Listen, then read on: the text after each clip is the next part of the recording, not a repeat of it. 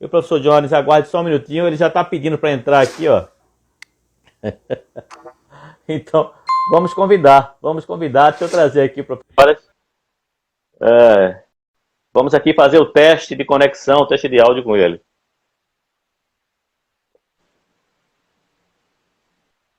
E ele já entra com gráfico, com números. Caramba! Professor Jones, boa noite. Olá, boa noite, tudo bem? Tá meio escuro aí, mas é a lâmpada aqui. É verdade, é verdade, é verdade. E eu estava preocupado com uma coisa. Eu digo, será que ele vai entrar com aquelas telas, aqueles gráficos, aqueles números? Porque eu acompanhei vários dos seus vídeos. Olha aí, ó. Olha aí, ó. Eu acompanhei várias das suas lives, entrevistas na TV, no YouTube, e eu via que o senhor fazia questão de trazer os números, de mostrar as curvas e a importância desse trabalho matemático, enfim, desse trabalho de acompanhamento que vocês fazem da Covid-19. Então, é um prazer muito grande estar aqui com o amigo. Eu gostaria, professor, que antes de mais nada, eu entrei, veja só, eu passei parte do dia entrando no seu currículo, no Lattes, no LinkedIn, tentando acompanhar um pouco da sua trajetória. Eu digo, pelo amor de Deus, é muita coisa, mas assim, é muita coisa. Eu queria saber como é que o senhor conseguiu reunir tanto conhecimento e quanto tempo de investimento o senhor fez para adquirir essa formação. Isso é muito importante porque vai ficar gravado, a gente vai compartilhar com os estudantes, muita gente vai ver depois, eu vou converter também para o YouTube. Fale um pouquinho da sua formação, Dr. Jones. Obrigado demais por estar aqui, o convite, Luiz. E a formação foi uma formação meio heterogênea, porque eu estudei numa escola de pescadores até a alfabetização. Fui alfabetizado pela minha mãe em casa até a primeira série, né? A primeira série que a gente fala hoje, eu nunca tinha ido numa escola. E estudava nessa vila de pescadores, que era uma sala grande, onde tinham vários livros em torno dela, quase como uma biblioteca, mas na verdade era uma sala com vários livros em torno, várias mesas, e 3 professoras se revezavam entre os vários alunos. Cada um andava no ritmo que quisesse e estudava o que quisesse. E minha mãe tinha me alfabetizado, então eu conseguia ler, e a partir daí eu lia os livros que estavam ali, me interessava por algumas áreas, a matemática, a física, a biologia, a química, a filosofia, então andava assim. É tanto que quando eu completei 8 anos de idade, que a gente veio para a cidade para morar, eu tive que fazer uma prova para as pessoas. O senhor é de onde? De que município? Eu sou de Recife, natural de Recife mesmo. Casa Amarela. Mas eu morei nessa vila lá num lugar chamado Pontal da Barra, em Maceió. E hoje tem uma ponte que liga a Praia do Francês e tal, mas antes não tinha. E a gente morava ali no Pontal. E quando eu fui para uma escola na cidade mesmo, em Maceió, eu precisei fazer uma prova para saber que série que eu era. E nessa brincadeira, eu pulei vários anos. Assim, eu entrei, eu tinha uma idade e eu estava 2 séries à frente da idade. E isso me fez, aí eu depois entrei no regime normal, fiz escola técnica, para poder trabalhar cedo, né?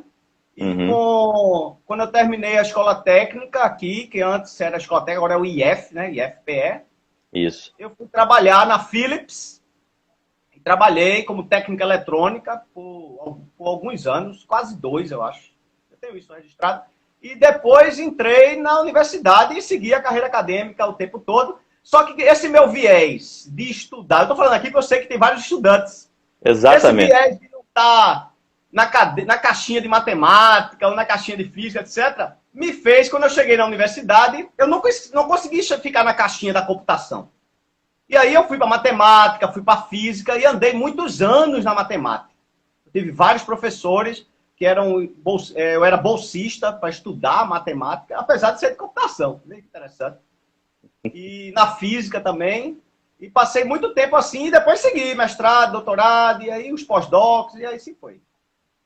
O senhor passou um tempo se especializando fora do país. Eu gostaria que o senhor também falasse um pouquinho sobre isso, porque isso serve de estímulo para essa juventude que está começando agora, que está ingressando. É muito importante esse exemplo de vocês, pesquisadores, cientistas, para todos nós, especialmente para a juventude, né? Ah, sim. Aí, quando a gente termina a graduação, né, e entra numa carreira científica, vamos dizer assim, a gente é muito estimulado a procurar networks internacionais. Que é justamente para saber o que está acontecendo no mundo. Para você não se achar o dono da verdade, e quando você vê, tem um colega seu ali, 2 países depois, fazendo até melhor o que você estava fazendo. Então, para isso existe a academia. Nesse processo, eu passei um tempo, quase 2 meses na Itália, quando eu fiz doutorado. Depois, eu passei 1 ano em Barcelona, estudando malária, espalhamento de malária na África. Observe que eu sou de computação, com formação em matemática e física, estudando malária. E com os meus parceiros, que até hoje, vários desses gráficos são feitos com eles. E depois eu passei 1 ano e meio no Reino Unido, que envolve a Inglaterra, a Escócia. Passei 1 ano e meio ali numa escola de medicina, na London Medical School, da UCL, que é da University College of London, que é uma escola de medicina brilhante. O departamento tem prêmios Nobel, assim, na sala, vivo. Você olha, prêmio Nobel, que ele ganhou o Nobel. Aí, isso enriquece demais, né, a nossa vida e dia a dia, e abre horizontes. E você se acostuma e aprende que você não sabe de nada nesse mundo. E você precisa de companheiros que consigam discutir com você aqueles assuntos, e a partir daí você monta hipóteses e raciocínios, etc. Toda essa resposta que vocês têm visto de mídia, etc., tem um conjunto não trivial de gente. Acho que eu tenho aqui até uma figurinha. Deixa eu ver se eu acho ela aqui fácil para você. Isso aqui, ó. Esse pessoal... Deixa eu sair daqui da frente para você ver. Esse pessoal aqui, ó, é tudo que me ajuda, ó. Aí o Cielo tá aqui, ó. A Barcelona, onde eu tive. O Instituto de Engenharia de Software, Nagasaki, JICA, Unicef, o LICA, de onde eu estou, os governos, as empresas. Então, observe que a resposta que vocês veem eu falando, não sou eu sou só o porta-voz disso aqui. Agora, você precisa conversar, porque não adianta se eu fosse a matemática, eu só falasse minha matemática, eu não conseguiria conversar com o presidente de uma empresa. Então, a gente precisa de vários elementos que nos compõem. Então, esse foi a trajetória, Luiz. Maravilha. Eu quero aproveitar e pedir a todas as pessoas que entraram agora, primeiro agradecer a todo mundo que entrou. Aproveita, dá um likezinho aí e manda um aviãozinho para os seguidores de vocês, convidando mais gente, porque é uma oportunidade de ouro. Eu sei que vai ficar gravado, que vai ser compartilhado, outros professores poderão ver com calma depois, mas é muito bom ver ao vivo e ter o privilégio de escutar uma pessoa do gabarito do Dr. Jones, mas especialmente por conta da humildade dele, da simplicidade. Ele procura traduzir números, gráficos, estatística de uma forma simples, palatável, para todo mundo compreender. E o título dessa live é Os Números da Pandemia. Eu estou, sinceramente, Dr. Jones Albuquerque, estou muito assustado. Eu estou muito preocupado, inclusive aproveitando aqui, o Mania de History presta condolências a todas as famílias brasileiras do mundo, mas especialmente do Brasil agora, porque nós nos tornamos o foco da contaminação global. O senhor pode me corrigir isso? Mas eu escutei a sua entrevista com Miguel Nicoleles na rádio CBN, né? Aldo Vilela entrevistando vocês. Depois eu escutei Nicoleles no El País. Ele fez um podcast e as previsões, as projeções, o que ele fala é muito preocupante sobre a pandemia.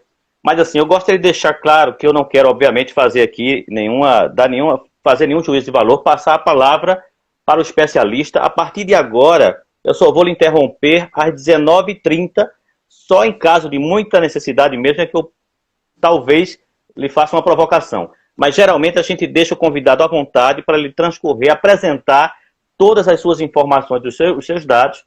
E os nossos convidados vão deixando aqui nessa caixinha que tem uma interrogação as suas perguntas, que a gente vai abrir depois. Aí o senhor vai interagir com as pessoas que estão aqui. Combinado assim? Perfeito, Luiz. Será um prazer. Tentarei contar histórias aqui. Pronto, então a partir de agora, privilégio para mim, para as pessoas que estão aqui, para as pessoas que vão assistir depois esta live histórica. Vamos ouvir agora o Dr. Jones de Albuquerque, cientista, está fazendo um trabalho espetacular e que eu estou chamando de um trabalho que salva vidas, acima de tudo que salva vidas. Dr. Jones Albuquerque, a palavra é sua. Obrigado, Luiz. Eu vou tentar aqui. Meu telefone parece que não quer ficar quietinho no meu suporte. Esse é o lado ruim do Instagram. Ele precisa melhorar um pouco. E perdoe a iluminação. Aqui tá escuro mesmo. Mas eu vou chegar aqui perto de vez em quando assim para ficar mais claro. Mas eu acho que dá para ver. Normalmente eu vou sumir aqui, vai aparecer o gráfico, ó, que ele fica mais legal. E aí a gente navega. O que aconteceu nessa pandemia? Essa pandemia tem um porém, que é o seguinte. Será que as pessoas não entendiam de pandemia no mundo? Essa é a pergunta primeira. Por que tanta gente errou? E se você observa alguns dos cenários mundiais, deixa eu observar aqui, ó. Hoje, eu acho que eu tenho aqui, eu gravei aqui, aqui, ó. Hoje tem países, vou botar o som aqui pra gente ouvir bem. Isso é Austrália. Show do Midnight Oil, sábado passado. Caramba! Todo mundo sem máscara. 0 óbito. Caramba. Por quê? Será que o sangue dele é diferente?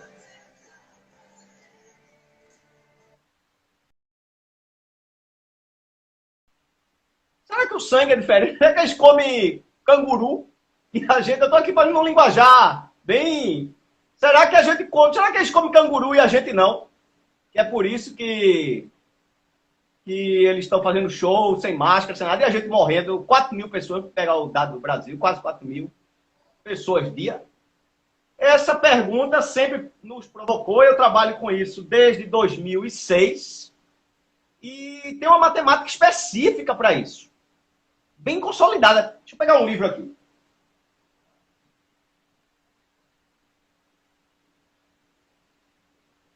Para quem entrar agora, nós estamos ao vivo com o Dr. Jones Albuquerque, cientista, pesquisador. Está trazendo informações importantes para a gente, olha só. É um livro, ó.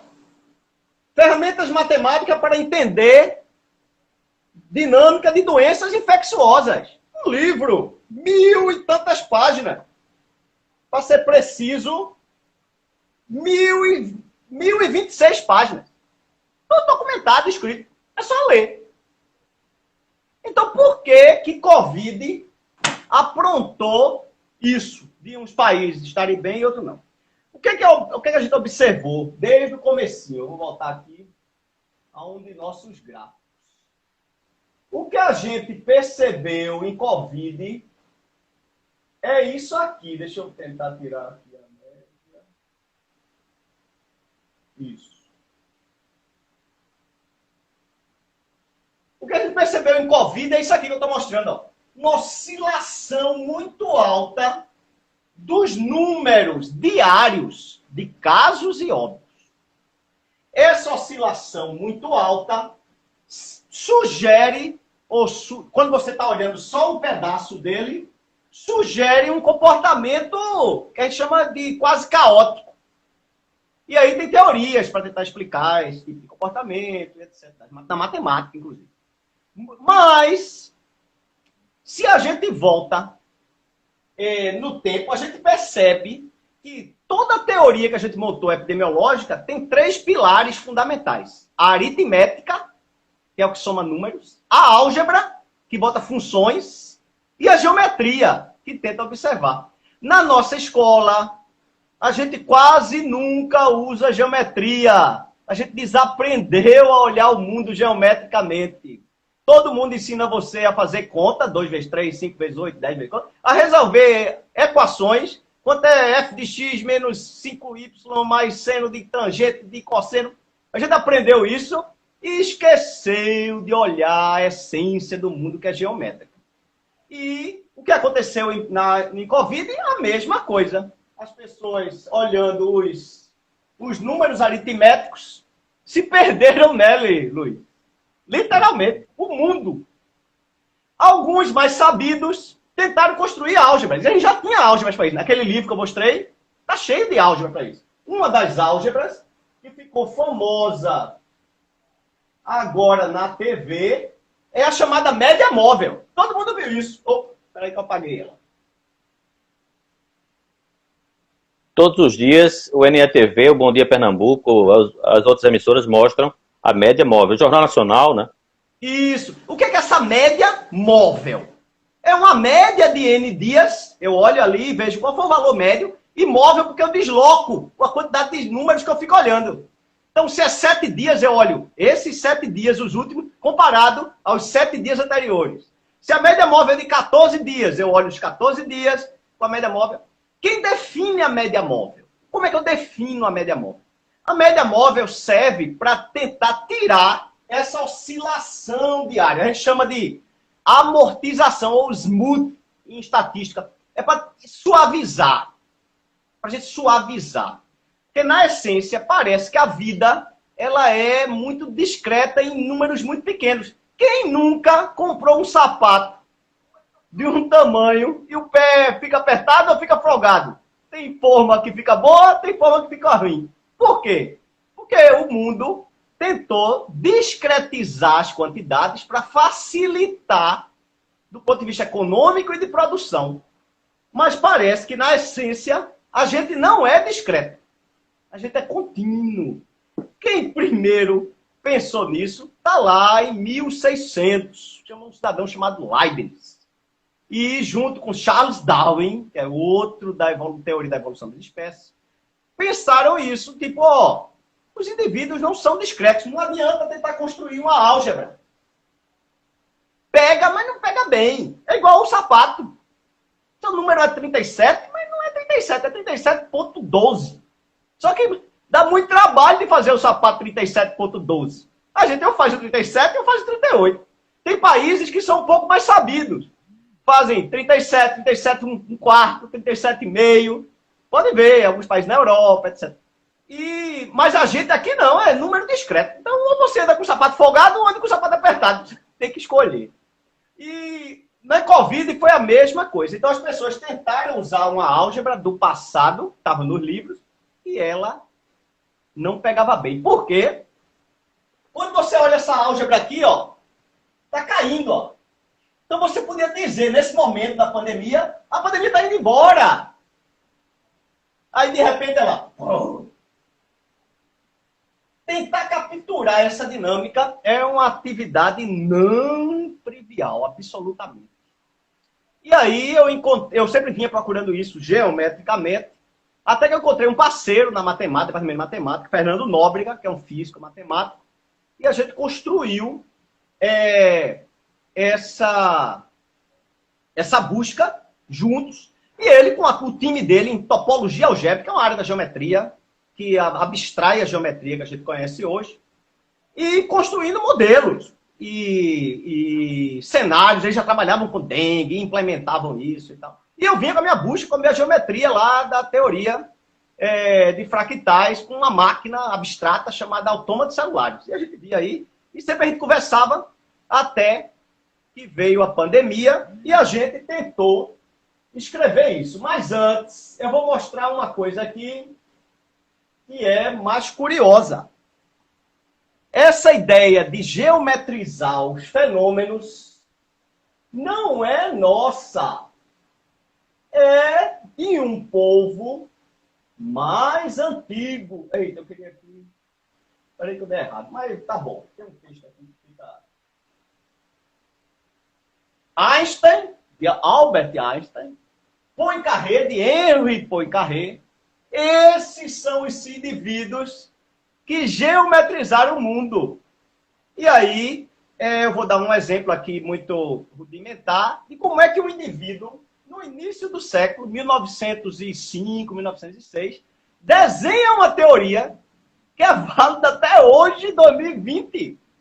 Lembre-se, o computador é de 1930, 36, o computador teórico. O computador implementado é 1945. Ele não tinha nem computador. Como é que Einstein, Poincaré, esse povo tudo de antes, desenhava o universo? Geometricamente. Por quê? Vamos fazer aqui uma brincadeira que é, quando eu olho um triângulo, o que é que define um triângulo?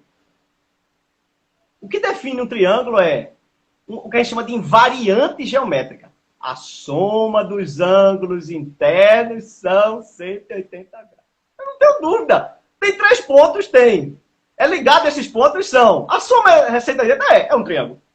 Se ele é pequenininho, se ele é grandão, eu olho e sei. Tem até tipos, né? Equilátero, isósceles, etc.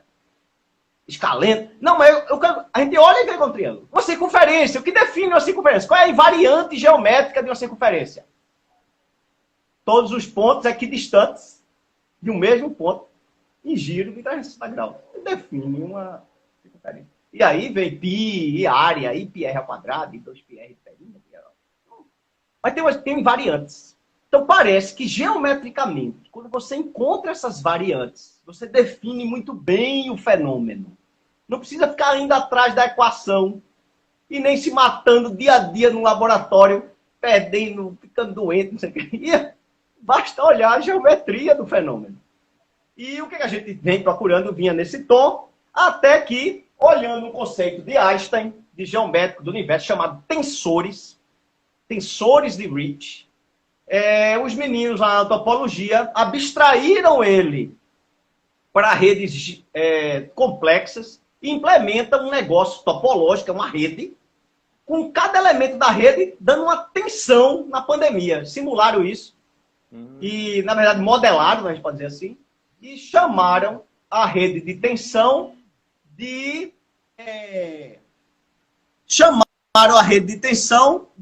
um fenômeno epidemiológico. E aí, quando eles olham essa rede de tensão, eu transformo um gráfico assim num cenário geométrico.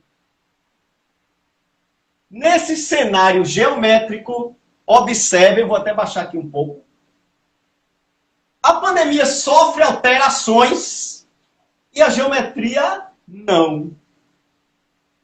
É como se eu pegasse um triângulo e a pandemia agora é um triangulinho, mas é um triângulo ainda. A pandemia agora é um triangulão, mas é um triângulo ainda. Aí quando a pandemia foi embora? Quando ela deixar de ser um triângulo. Aí o povo quer dizer, como é que Jones acerta a mãe de Ná? Me chamaram de mãe de Ná, Luiz, outro dia. Mãe de Ná é uma cartomante, não sei quem conhece aí. Mãe de Ná. Não é mãe de Ná. É que você está olhando errado. A geometria está explícita. E esse é o cenário. Parece mesmo Albert Einstein. Parece mesmo que Albert Einstein estava certo. E parece, não é à toa. Parece que Albert Einstein estava certo. Que Poincaré estava certo. Que Leibniz estava certo. Tem alguém rindo ali. Que parece que Darwin estava certo. Parece que esse povo, que a gente chamou ele de prêmio Nobel, deu prêmio, Darwin está enterrado na capela em Londres, sofisticadíssima, junto de Newton, junto de Hawkins. Por que botam esse povo nesses locais?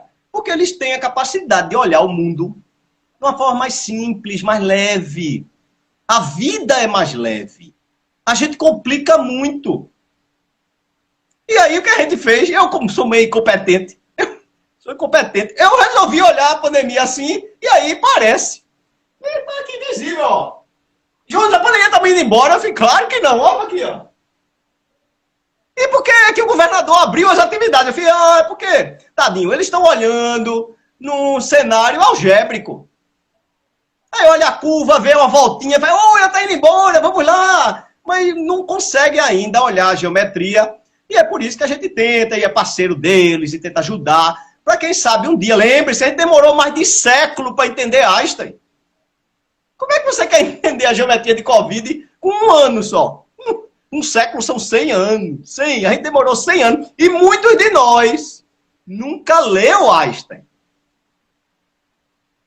Então, vamos dar todo mundo pode jogar pedra no secretário, não sei o que. É que ele tá tudo errado, ele não sabe fazer. Eu disse, sim, mas tem que observar que ele tá formado numa escola algébrica.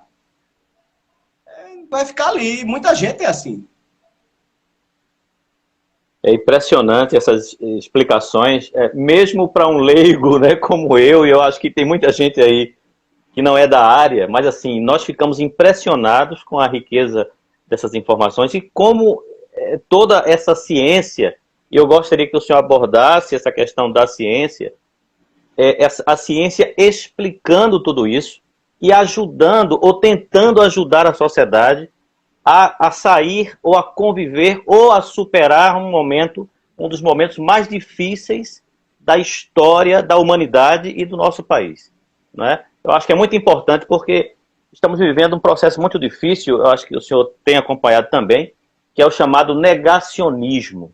Enquanto nós estamos aqui conversando, tem um público aqui nos acompanhando, outras pessoas estão pelo WhatsApp alienando, distorcendo informações, distorcendo dados. Eu ouvi um jornalista da CNN, eu fiquei assim, boquiaberto. Da CNN, ele gravou um vídeo, fez a argumentação dele e disse, isso é ciência, isso é ciência. Ele foi da Rede Globo, de televisão, um cara muito importante. Eu fiquei boquiaberto. Meu Deus do céu. Por que essas pessoas não apresentaram solução para tantas vidas que estão se perdendo neste país, neste exato momento? Então, eu gostaria que o senhor comentasse a importância da ciência neste momento pandêmico que estamos vivendo. Bem lembrado, Luiz. Lembremos que as nossas escolas e nossas universidades nunca tiveram preparadas direito para a ciência. A maioria de nós, as disciplinas são caixinhas que seguem livros e repetem o livro. Ciência é andar no desconhecido. Quando apaga a luz, falta energia, e você está num lugar que você nunca esteve e acabou a energia, como é que você anda nesse lugar? Você anda tateando assim com medo e botando a mão e tentando... Não é assim que a gente anda. Olha uma pessoa com deficiência visual, como é que ela anda? Ela pega uma bengala, uma bengala, né? Acho que é o nome. E fica ali tateando assim, ó, 3, 3, 3, 3, 3. Aprendem isso. Por quê? Porque é o desconhecido. A partir dali, ele não conhece. Como é que a escola nossa preparou nossos estudantes? A andar sempre no conhecido. Quem são os gestores que estão hoje? São pessoas que estudaram em escolas, que andaram sempre no conhecido. Eles não sabem andar no desconhecido, infelizmente. Ah, Jonas, e você sabe andar no desconhecido? Eu não. Mas, como eu sou muito incompetente, aí eu tenho medo de andar um pouco na frente, então eu vou com cautela. E vou, e volto, e ando, e aí parece que esse caminho é mais seguro e vai mais...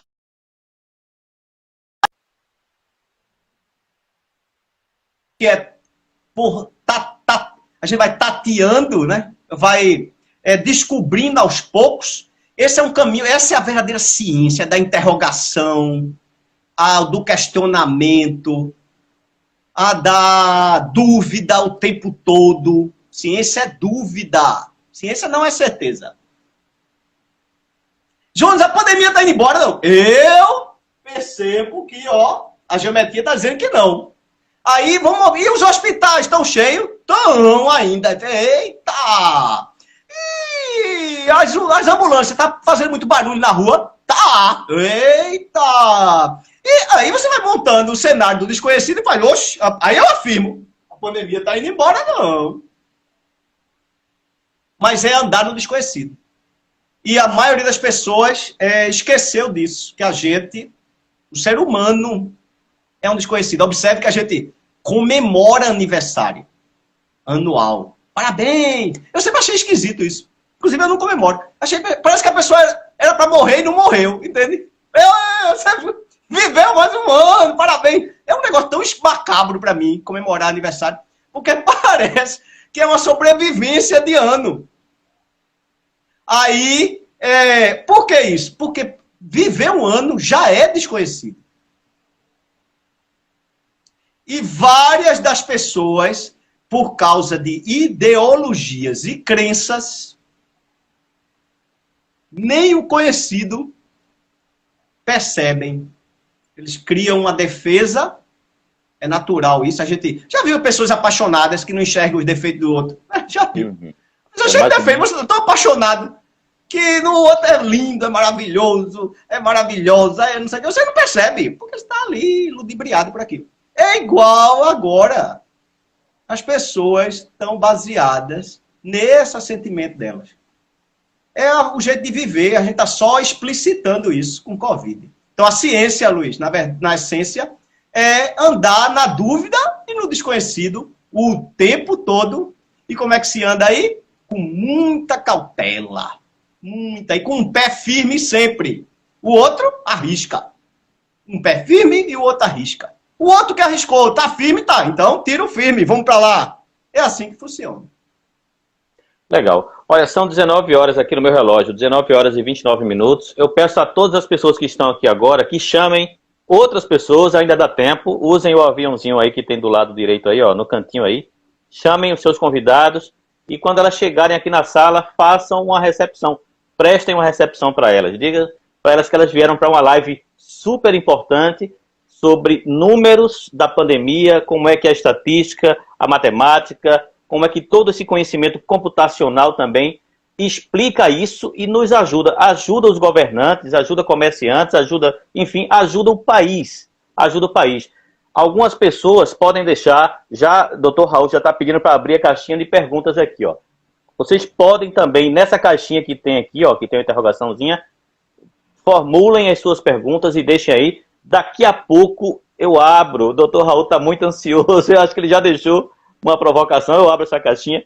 Mas assim, eu gostaria de fazer mais uma provocação antes de abrir a caixinha de perguntas para o Dr. Jones, que é em relação aos alertas que o Dr. Miguel Nicoleles vem fazendo.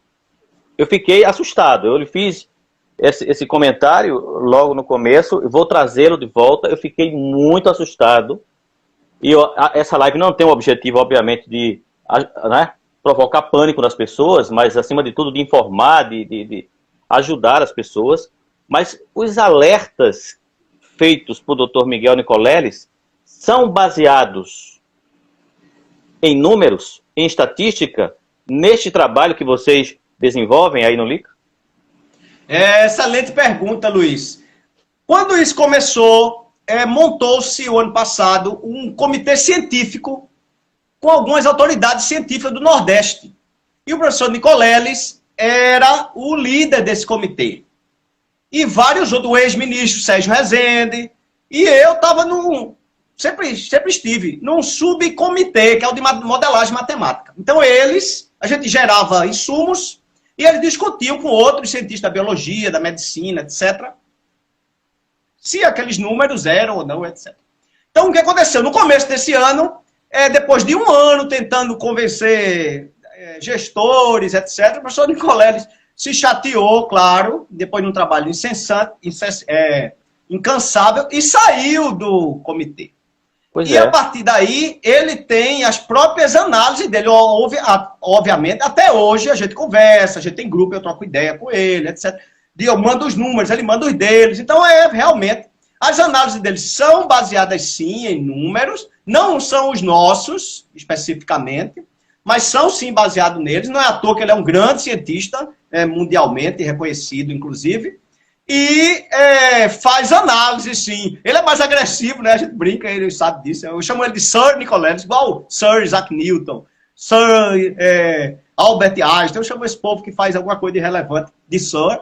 E o Nicoleles, eu chamo ele de Sir Nicoleles. E o Sir Nicoleles, obviamente, ele tem o temperamento dele. E aí, daí, vem essas frases fortes. Mas sim, eu não duvido.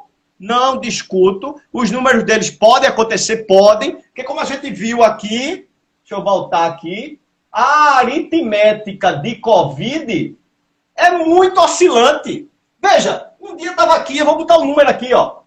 Um dia a gente estava com 17 de maio, a gente tinha média móvel de 800 casos, com 22 de maio, média móvel de 1.300 casos. Caramba. Pode pipocar? Pode, isso é Covid.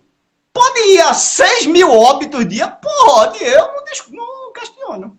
Vai depender de como a gente vai tratar isso. A última live Lembre-se, por isso que o mundo errou tanto. Oi, Luiz. A última live que eu assisti sua, o senhor estava falando na época de 30 mil óbitos. 30 mil óbitos. Olha só. Deixa eu abrir a caixinha de provocações aqui, que tem gente ansiosa aqui, querendo... Deixa eu ver aqui. Professor Sérgio Bezerra. Veja, se o senhor puder anotar algumas dessas questões, eu acho que seria interessante, porque geralmente eu trago um blocozinho de 3. Mas o senhor que disse, se o senhor preferir, eu posso trazer uma pergunta de cada vez. Professor Sérgio, os números são bem claros. Os números são bem claros, mas por que são negados? Interpretação dos números é conveniência. Eita, excelente pergunta. Lembre-se da geometria. As pessoas, às vezes, não conseguem ver e tentam interpretar. E lembre-se do desconhecido. Tentam interpretar com a ferramenta que eles tinham do passado, dos livros deles. E os livros são importantes? São sempre a memória. É a memória do conhecimento, o livro.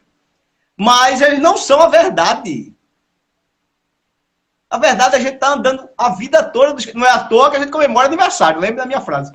Então, pode sim, pode. Os números estão escondidos? Não, estão explícitos. O IRD, que é o Instituto de Redução de Risco e Desastre, que a gente botou no ar, ird.org, é justamente para isso. Você entrar, isso aqui, ó, que eu estou navegando, é online. Você mesmo pode entrar e ver. Clicar em cima do número, ver se aumentou. Para isso, para que as pessoas tomem consciência de onde estão.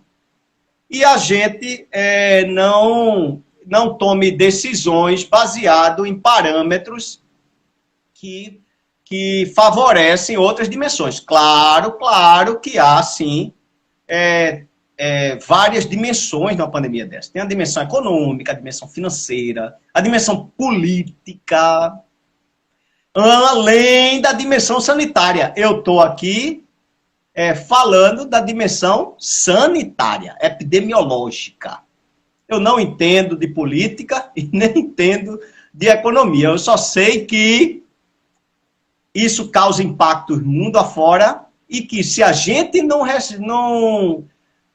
resolve a saúde, o resto não se resolve. Já tentou estudar com dor de cabeça? Pois é. Olha a provocação do Dr. Raul.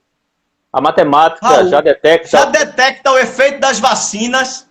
Não, Raul, no Brasil, a gente ainda está... Eu tenho um gráfico aqui, deixa eu ver se ele está aqui de ponta, para mostrar a vocês por que não detecta. Isso aqui é um relatório que a gente emite diariamente. Ele tem 200... Eu olho o número aqui para vocês, mais de 200 análises. Essa aqui é uma delas, ó.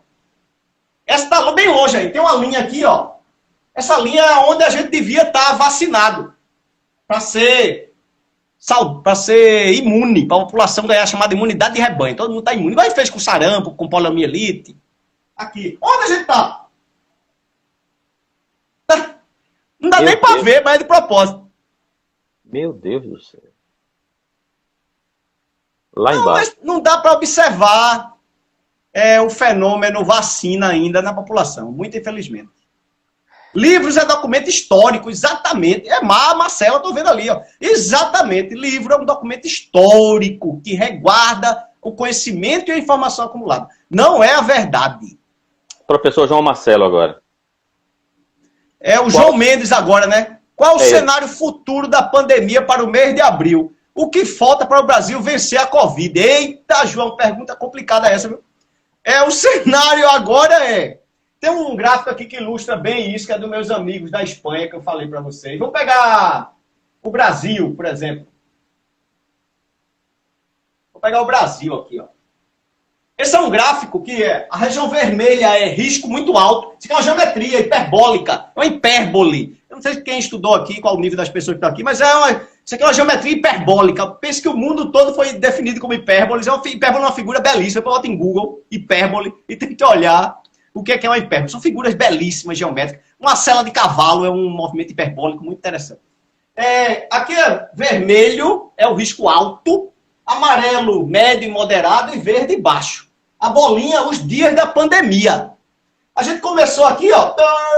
Olha aqui o Brasil, onde a gente tá. Sabe quantos dias tem para chegar aqui de volta?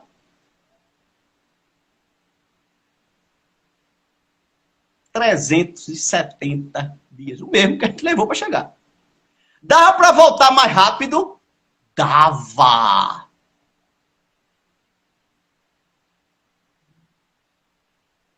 Deixa eu pegar outro exemplo aqui. Deixa eu ver se é aqui. Aqui, ó. Você lembra o show que eu mostrei no começo da live? Sem máscara, o povo brincando. Aquilo é Austrália. Ela conseguiu voltar? Conseguiu, ó. Com quantas bolinhas ela voltou? 56 bolinhas. 56 dias. E trancado. Só fazendo atividades essenciais. Você teria show ao vivo, todo mundo sem máscara, ninguém morrendo. Você teria provas de triatlo, corrida de rua, escola, namoro na praça de alimentação. 56 dias. A gente aguenta 56 dias trancado dentro de casa. Alguns de nós está 1 ano trancado. Uma pergunta. Um comerciante aguenta 56 dias fechado? Pronto. Não, a gente tem que ajudar ele. Uma pergunta do Sertão do Pajeú, que é uma área agora que está sofrendo bastante. Professor Felipe. Essa aqui, né? Com a demora no processo de vacinação, há a possibilidade no Brasil não conseguir dominar o vírus? Sim, Felipe, verdadeiramente sim. No mundo, estima-se que se a gente agir bem no mundo, a gente estima 1 ano e meio aí para tentar dar um controle mínimo. No Brasil, desse jeito que a gente tá, é 4 anos. Ninguém vai viver 4 anos assim. Eu sou enxerido, eu faço triatlo.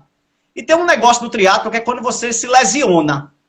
Tem gente que lesiona e continua na lesão, competindo. E aí o que acontece? A lesão vai piorando. Chega uma hora que ele não anda mais. Se você no começo da lesão, comecinho, para, gelo, 2 semanas de repouso, volta correndo feito uma bala. É o Brasil. A gente tá com a lesão, carregando ela. A Austrália resolveu botar o gelo nos primeiros dias. Hoje, show de rock. Olha, eu vou trazer 3 questões levantadas por Dr. Raul, porque eu só aproveito e faço um comentário geral. A primeira aí, falar da importância do LICA. É muito importante. O LICA, você vai juntar as perguntas? Luiz. Sim. Esse da vacina já foi respondido, né? Tem esse outro aqui. Se nada se fizesse, qual seria o número de mortes? Pode ler o restante da pergunta, porque para mim não aparece tudo. Até o possível final dessa pandemia. Raul, matematicamente, toda a população morta. É possível? Sim. Olhe, por que eu respondo isso com tanta categoria? 1, matematicamente, sim. 2, eu estou dentro de um laboratório de imunopatologia. O diretor, Raul, sabe muito bem, o professor Zé Luiz, um médico inquestionável, cientista brilhante de imunopatologia. Pergunte a Zé. Aí Zé, eu faço, Zé, esse meu modelo matemático está errado. Ele falou, não, de jeito nenhum. Com essas variantes aí, a gente pode ir à extinção? Pode! Em quanto tempo? Não sei, 20 anos? 3 décadas? 2, 4? Não sei. Mas sim, pode. Eu escutei de uma cientista. Nada for feito. Eu escutei de uma cientista que esta pandemia era como se fosse um ensaio para as próximas. Pelo amor de Deus. Professor Felipe, exatamente. Mais uma vez. A gente brinca, Luiz, no bastidor, que esse é um vírus de estagiário. Sabe o estagiário? Aquele menino que chegou, está aprendendo. É um vírus estagiário, ele dá tempo para a gente. Por que que a nossa geometria consegue capturar ele? Porque ele dá esse tempo para a gente consegue olhar ele 4, 5 semanas na frente dele. Vai estourar, viu? Vamos preparar. Consegue. Tem vírus. Eu já tive missão na África. Eu fiquei 40 dias lá no sul do Malau, em fronteira com Moçambique. Não tem nada lá, não tem energia, não tem nada. É nada, é chão. E aldeia, e o povo tudo amontoado lá. Tem vírus que é dias. Ebola. Por que ebola é tão agressivo? Porque são dias. Quando você perceber que está com ebola, já morreu, porque é 45% de letalidade. Quase metade das pessoas que pega, morre. Se corona fosse do nível de letalidade e virulência de ebola, meus amigos, eu tenho a triste notícia de dizer que a gente já estaria eu não, porque eu vivo isolado de tudo, mas vários de nós poderíamos estar mortos já. Professor, na última semana, segundo dados aí, informações do Sintep, que é o Sindicato dos Trabalhadores em Educação de Pernambuco, nós perdemos aproximadamente 10 profissionais da educação. E aí eu gostaria que o senhor lesse essa pergunta do professor Felipe, que é da Rede Estadual de Ensino, lá do Sertão do Pajeú, já é a segunda dele. Sinto-me impotente com a ameaça de Pernambuco em reabrir escolas. O que fazer? Felipe, exatamente. Se a gente observar, se a gente conseguisse, se o vírus fosse tão matador, tão cão, os médicos não conseguiam trabalhar, certo? O motorista de ambulância. Por que eles conseguem? Porque eles seguem um protocolo rigoroso de máscara, higienização, pinçada das luvas. Tem todo um protocolo, é aprendido, isso é treinado e adestrado. Olha o nome que eu estou usando. É adestrado a seguir o protocolo. E aí eles conseguem trabalhar, faz cirurgia, vai pode ver que está lá. As escolas. Se a gente seguisse esses protocolos, as escolas seriam seguras? Claro que assim, em qualquer lugar do mundo. Se o hospital é pro médico, por que não seria a escola? Por que a lanchonete não seria? Qual é o grande problema das escolas? Você já tentou passar 4 horas ininterruptas de máscara sem tocar nela? Tente, é um exercício em casa mesmo, pelo amor de Deus, em casa, para não é aquele negócio, não faça isso em casa, não, faça isso em casa. Pega uma máscara limpa e fique 4 horas com ela. É isso que a gente está exigindo das crianças. Elas vão conseguir? Belíssima pergunta, certo? A gente tem espaço para colocar as crianças 2 metros, cada uma de distância uma das outras? Em toda escola? Muito difícil, certo? Então, essas perguntas fundamentais, o vírus, ela não sabe quem é criança, quem é pai, quem é mãe, Não é esse o porém. O hospital é seguro? Desde que você siga o protocolo. A escola seria? Seria. A lanchonete? Também. E o supermercado? Também. Vai de face shield, de máscara. O supermercado é seguro. Ninguém está morrendo aí no supermercado. Agora, o que acontece com as crianças? Elas são muito mais vulneráveis a serem relapsas. É delas. Todos nós fomos crianças. Todos nós demos aquela enrolada em alguma hora. Só que agora a enrolada pode significar você transmitir o seu vírus para o teu colega. São assintomáticos, beleza? Só que ele leva para casa. A preocupação agora, doutor, é com as novas variantes. Aí tem uma pergunta eu acho que é Cadilma. Veja se o senhor consegue ler, por gentileza. Com essa nova variante é necessário utilizar 2 máscaras? Eita, boa pergunta. Os órgãos, eu não sou virologista, certo? Sou epidemiologista. Os órgãos que a gente acompanha bastante mundo afora, sim, sugeriram o uso de 2 máscaras por causa da agressividade do vírus. A agressividade de infecção. A taxa de contágio de algum desses vírus, dessas novas variantes, são muito mais agressivas. Então ela infecta mais gente simultaneamente. E aí, com 2 máscaras, você tenta diminuir a chance de uma falhar ou de uma errar. Então é nesse cenário. Aí 3 máscaras. Pode usar N máscaras. Desde que você consiga respirar, dá para não usar umas 8, ficar sem respirar e morre sem ar. É pior ainda. Mas, quanto mais proteção, aí essas são as camadas. Tem uma figura clássica que circulou. E a propaganda que fizeram contra as máscaras? Porque teve gente aí fazendo propaganda contra o uso de máscaras. Inocentes, são inocentes, coitados. Não percebem o perigo do mundo. Provavelmente é o mesmo pessoal que não entende que um aniversário que você comemora é porque sobreviveu. Sobreviveu um ano. As pessoas não entendem isso. Aí acham que a gente vai viver eternamente.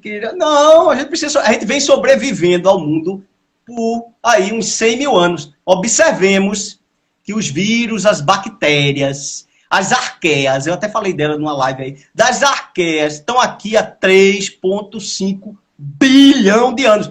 Quem tá aí, escreve o 3,5 bi em zeros. Zero. E bota 50 mil anos o ser humano. 100 mil no máximo. Com 4 0. Bota 4 0 e bota 9. E veja o tamanho disso aí. Elas estão aqui desde essa época. E por isso a gente tem que respeitar os vírus, as bactérias. Não adianta brigar com eles, não. A gente tem que respeitá-los.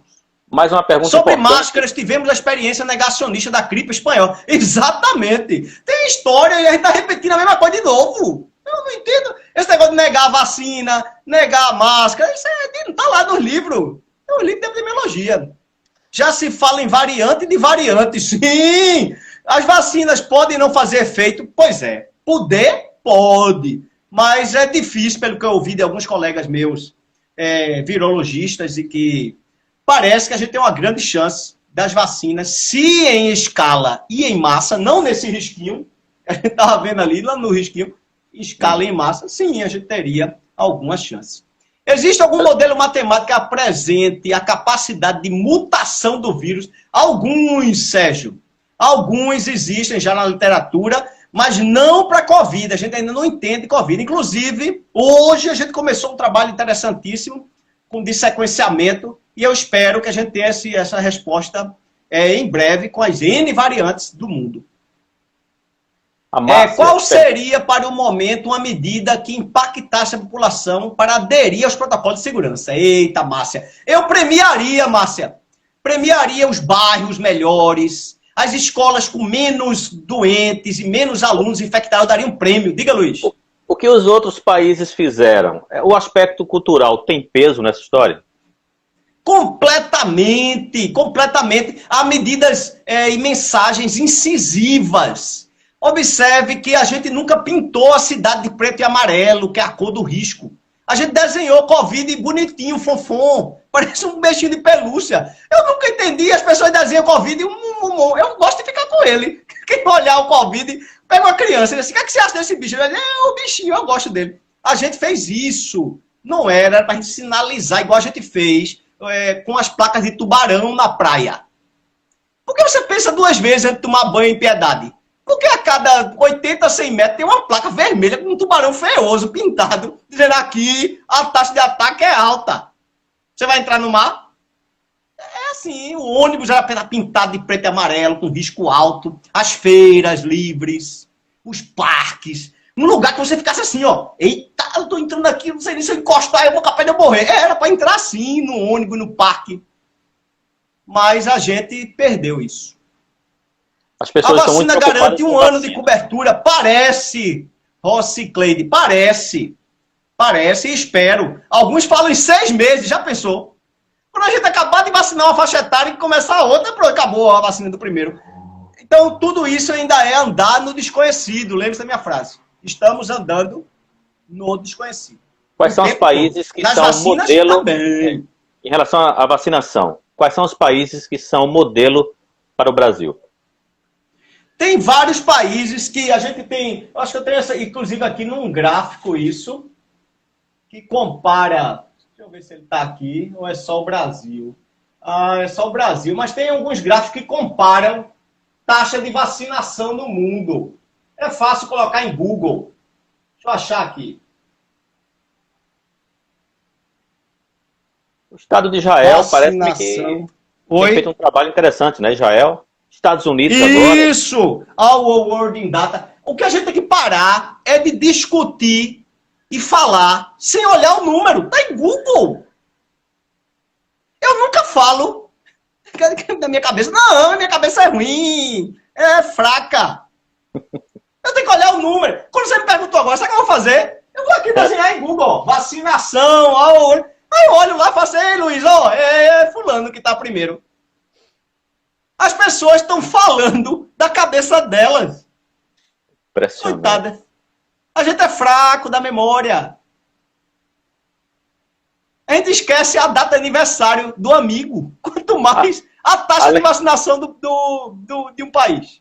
Além disso, os cenários mudam, né? Eu sei que o senhor já disse aí que é um técnico, não gosta de política, mas a gente que é da área de humanas, a gente gosta muito de fazer essas provocações. Então, nos Estados Unidos, aconteceu agora uma coincidência.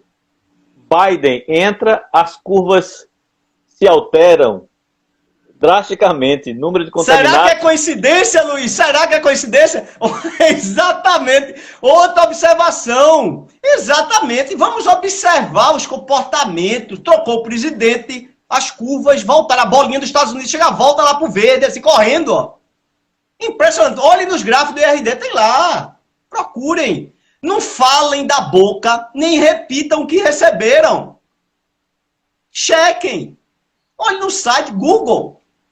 Tá aqui, a Covid pode se tornar uma doença endêmica? Pode, parece que vai, como todas as outras que a gente herdou e ficou. Dengue, zika, chikungunya, sarampo, influenza, gripe, tudo a gente ficou com elas, pode ver. Só que a gente tem que reduzir o risco de morrer delas. Quando o risco Covid foi igual ao risco tuberculose, aí tudo bem, a gente fica igual. Pode Chegou morrer? Pode. Obrigado. Uma pergunta do Manuel aí, doutor Jones. Manuel Bebê. Eu sei, meu aluno. Que tipo de política a gente pode fazer para acelerar a vacinação além da campanha? Qual é o grande problema da vacinação? Os insumos. Lembre-se, a gente tem 7 bilhões de pessoas para vacinar. 200 milhões, que é a gente aqui no Brasil, 212. É nada perto de 7 bi. Eu, se fosse o mundo... Olha que eu vou falar aqui, vai ficar gravado, né, Luiz? Olha, eu se fosse o mundo, trancava o Brasil, do jeito que ele está agora, trancava ele, dizia, deixa aí dentro. Não sai nem entra ninguém. Quando eles se resolverem, se vai morrer, se não. A gente faz isso no Congo, República Dominicana do Congo, a gente faz isso com ebola. Mas já a gente tranca, fecha os aeroportos. Oi? Doutor Jones, mas já estão fazendo isso na prática, né? Porque 186 países não recebem, né, aviões do Brasil, né? Brasileiros não recebem.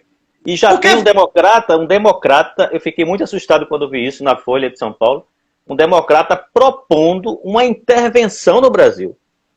Uma intervenção no Brasil para salvar o planeta. Mas assim, veja, o que são 212 milhões perante 7 bi? Saúde pública, eu eliminaria esses 212. Se o resto vai ficar saudável? É assim que a gente faz na África, na República do Congo. A gente tranca o Congo, bloqueia tudo, aeroporto, tudo, coloca médico para ajudar, para tentar salvar as pessoas lá dentro, mas ninguém entra nem sai. Por quê? Antes o Congo que a África toda. Antes o Brasil que o mundo todo. Hoje a gente está espalhando variante e sendo um problema mundial de saúde pública. Isolar o Brasil, exatamente, João Mendes, isolar o Brasil. Michel, o modelo de Poisson é adequado para analisar o risco de morte por Covid? Michel, os modelos estocásticos e estatísticos, eles são baseados na história. Covid parece não obedecer história. É oscilante demais por diversos parâmetros. E lembre-se, o dado é uma abstração. O número 212, esse número aqui que aparece aqui, ó. Vou pegar aqui, ó. Esse número aqui, vamos pegar o óbito que você falou, ó. Aqui, ó. Um número desse aqui, ó. Média de... Isso aqui é Pernambuco. 67 óbitos. Essa é uma abstração. Vocês já viram os relatórios de óbito? Tem óbito que sai com meses depois. Então, esse é um número, uma abstração do passado. Olha, usar um modelo estocástico de passado, ele vai, no máximo, entender o passado. Essa é a restrição algébrica de Covid. Ela impõe essa restrição. Por isso que os modelos geométricos andou-se tão bem. Já se fala em variante da variante. As vacinas, assim, a gente já respondeu essa pergunta. Isso. Deixa eu ver se tem mais algum aqui. Bom, é um elogio. O Dr. Raul também elogia obrigado, bastante. Felipe. Professor, eu acho que essa live tem uma missão importante, que é de orientar, né, de reforçar aquilo que a OMS, a ciência, os profissionais de saúde estão fazendo, porque algumas pessoas não conseguem entender. Numa linguagem, eu não sei qual é o problema da televisão, não é? Se o rádio, a internet, o que é que está faltando para que as pessoas entendam que a contaminação não é só uma questão de salvar vidas, mas assim, quando você superlota um hospital, e aí o senhor que trabalha também com profissionais dessa área, eu gostaria que o senhor falasse por quanto tempo se leva para formar uma pessoa que trabalha em UTI? Por exemplo, parece que o Brasil também é um dos campeões mundiais em morte ou adoecimento no setor de saúde, de profissionais da saúde. Leva tempo para formar essas pessoas.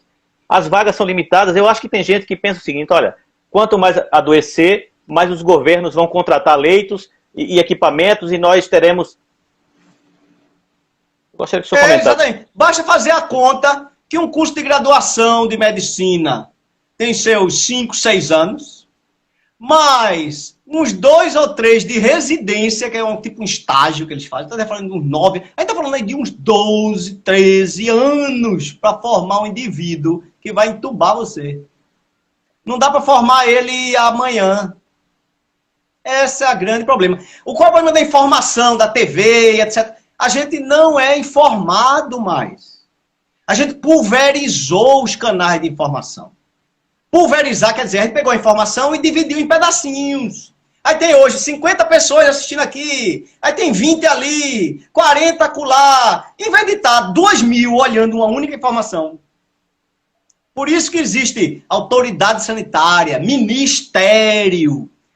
É para isso, para centralizar a informação. Como a gente pulverizou nas mídias, muitas pessoas pegam a informação que ela quer. Me diga uma coisa. E como a gente deu liberdade a todos, todos geram a informação que querem. Pois é. Me diga uma coisa. A Finlândia seria um modelo desse tipo de postura? Quem? A Finlândia.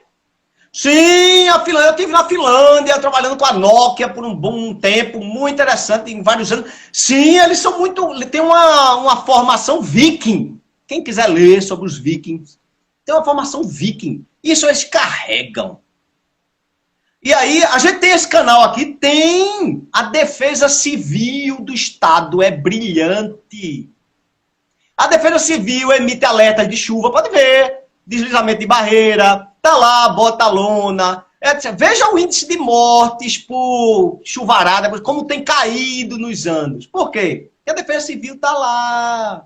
A gente tem esse canal de comunicação com a comunidade? Tem. Eles têm representante em cada município, formados por ele. Porque eu sei com tanta convicção, eu fiz o último curso de informação. Lá no meio do povo todo. Tem essa... A Defesa Civil tem alertas enviados. Para isso existe o Centro de Gerência de Desastres Nacional. A gente tem isso. Eles são treinados pelos japoneses, que são os melhores do mundo em gerência de desastres. Não é à toa que eles vivem numa terra de terremoto e ninguém morre. Pois é. Não é à toa que estão em plena pandemia e com um número desse tamanho e a vacinação. Eu falei, depois a gente começa isso. Vê, quando tiver uma vacina boa aí, a gente começa. Então assim, quase. O professor Raul está fazendo uma pergunta, assim, aparentemente óbvia, simples a resposta, se é útil investir em ciência. Eu sei que ele está preocupado em atingir o público que está escutando aqui, além dos seus alunos da Grande universidade. Raul, é confrade meu. Agora eu sou da Academia Pernambucana de Ciência, Luiz. E o Raul é confrade meu. Agora para aprender a chamar ele assim, era uma estátua. É verdade, Raul, sim. Pense quantos anos não foram investidos no time que me ajuda aqui. Pense que sou eu que faço esses gráficos. Eu nem sei fazer direito, é o código IR. Sei não, quem sabe é os meninos ali, os PhD ninja, formado por 14, 15 anos. Experiência internacional. Esse é o povo. 15 anos de formação e o salário nem é bom. Os meninos, os PIBIC ganham R$ 400 por mês. É pouquinho.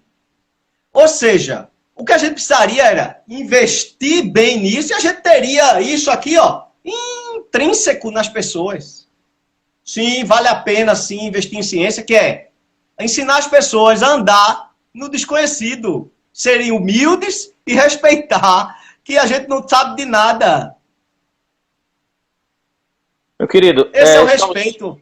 Estamos chegando ao final da live. Eu queria lhe dizer o seguinte. Primeiro, agradecer imensamente a sua presença. Agradecer ao Dr. Raul Manhães de Castro, que fez a ponte, que fez a nossa conexão. Agradecer a APC, a Academia Pernambucana de Ciências, na pessoa do Dr. Aleixo, que é um parceiraço. Além de ser um rubro-negro de coração, nós também somos do esporte.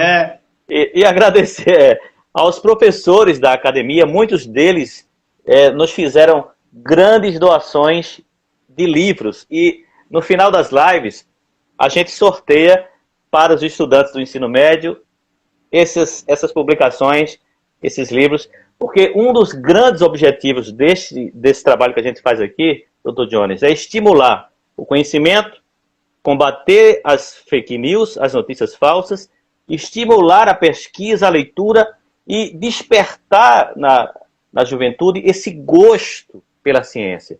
Isso não significa negar a religião, negar a sua fé, negar as suas crenças, a sua cultura, a sua formação religiosa, não tem nada a ver. Então, por favor, deixe aqui, antes da gente fazer o sorteio, porque eu tenho que liberar o senhor dessa live, deixe um recado especialmente para essa juventude do ensino médio, porque esta live com certeza pode ser utilizada. Aqui tem vários professores do ensino médio, de Jaboatão, do Recife, de Escada, do Sertão do Pajeú, né? E muitos desses colegas com certeza irão dar continuidade a esse trabalho, expondo para os seus alunos esta live de hoje, que vai ficar gravada.